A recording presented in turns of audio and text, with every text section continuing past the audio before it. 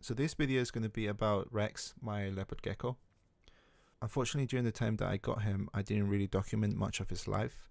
So what I'm going to do is put like all the clips that I found on my phone and on my camera and try to make the best story that I can so that you guys can catch up on this little guy's life. Alright, so I just got one of these little guys. This is a leopard gecko. I'm not sure of what morph it is, but as you can see it's like a purple and white, and right now it's shedding. This guy is absolutely tiny.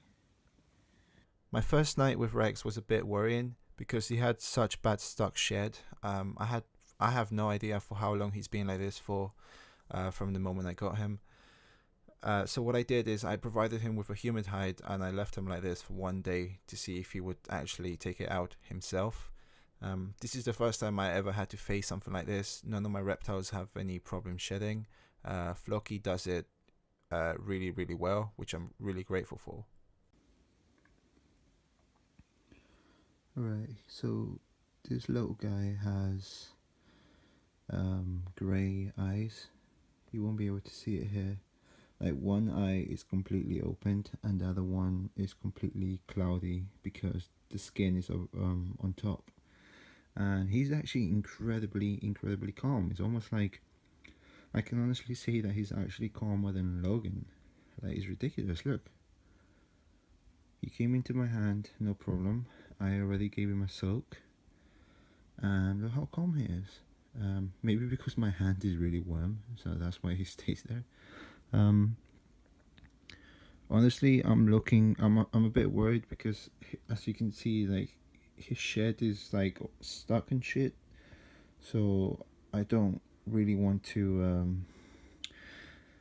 I really don't want him to lose any of his toes, because there's shed over there. There's more shed everywhere, and if one of his toes goes black, like really black, like that type of black, then he's gonna lose some toes. It's not gonna kill him, but it's just like, you know what I mean. Like, if I can fucking find a way not for that to happen, it would be great. But this guy is literally so tiny and very calm. Alright, so today I woke up at 5 and I decided to basically remove some of the shed of this little gecko. As you can see, he had like plenty of stuck shed and I managed to remove some of it. I was more worried about the shedding on the eyes because it's not really focusing, because he wasn't able to see anything, and it's been over 24 hours now since I got him, and yeah, I managed to get his little eyes out, and I'm gonna try and feed him some crickets now. So most of the crickets that I had were a bit too big for him, and also they were too fast and he wasn't used to hunting. So I decided to go for mealworms. He just had his first little worm, Nadia. He's actually fucking eating, which is good. He's actually settled in very well. Before I buy any reptile, I always give it some thought. Usually a month I do the research, I think about whether I can actually take care of the animal.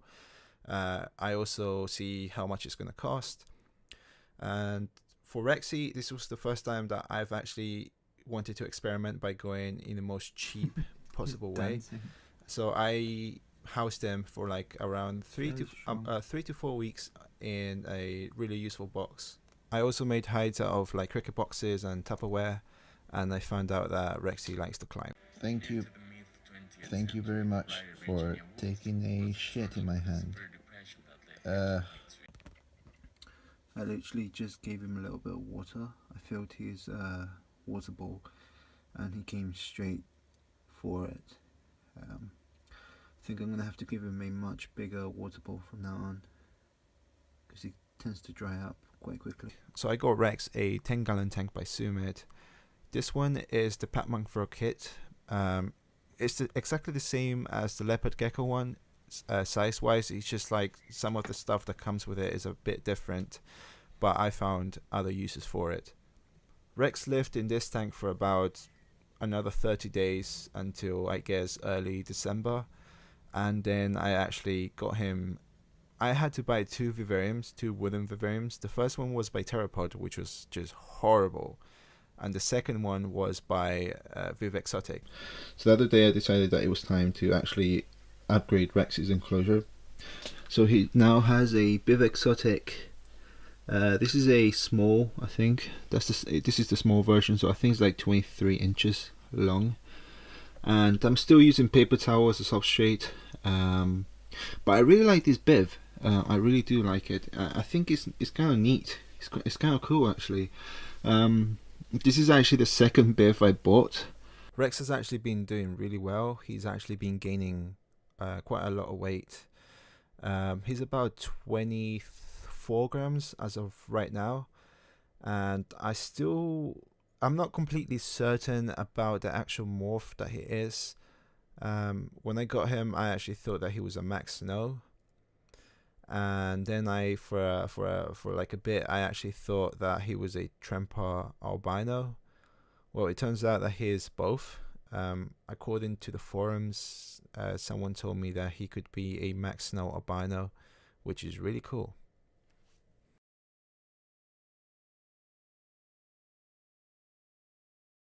Hello, Pupper. Oh, you're so cute.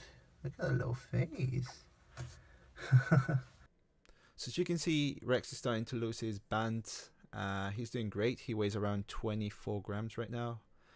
And he's just loving life. He's very active. I really love this little guy.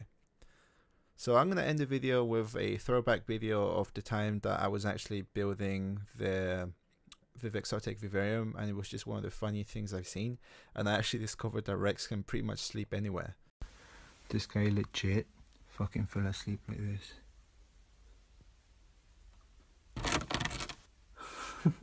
What the fuck? Rexy.